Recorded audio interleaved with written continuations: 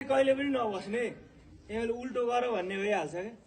अलिअलि तपाईँ सिकेरै आएको छ भन्ने कुरो थाहा भइहाल्छ इक्जाम लिने अफसर साहबलाई सिधै आएर यसरी बस्ने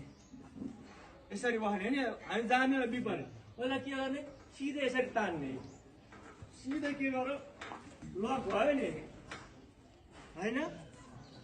त्यो टाइममा चाहिँ अहिले हतार गर्नु पर्यो अहिले चाहिँ बिस्तारै गर्दा भयो क्या फेरि माथि गएर फेरि तानो यसलाई लक गरौँ यहाँ आइपुग्यो नि सक्दैन भने अझै पनि माथि जान मिल्यो है अझै माथि गएर लक गरौँ अब यहाँ माथिबाट पनि जान सक्दैन भने चाहिँ अलिक बाठो हुनु पर्यो है यसलाई कसरी खुट्टा माथि लाने भनेर अब यहाँबाट यति आयो तल झर नि यहाँ नै विपरीत हात विपरीत खुट्टा विपरीत हात विपरीत खुट्टा विपरीत हात विपरीत खुट्टा विपरीत हात विपरीत खुट्टा यहाँसम्म आउनु हो नि डोरी हल्लिन्छ यो हात चाहिँ एकदमै कन्ट्रोल गर्नु पर्यो मैले अघि भनिसकेँ जिन्दगीभरि छ अहिले यहाँ पक्रिने यसलाई बिस्तारै छोड्ने यसले फेरि पोजिसन बनाइहाल्नु पर्यो यसलाई यहाँ लक गर्नु पर्यो भयो नि अब यसरी झर्न सक्यो नि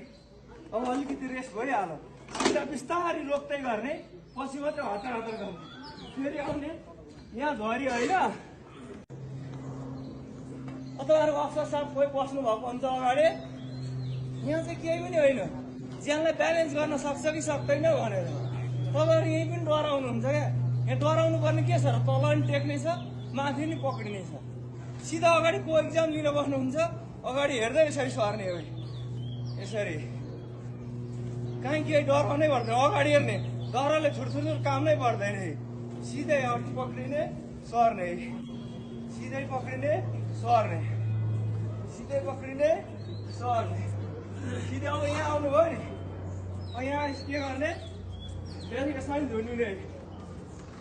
यसलाई लक गर्ने हो है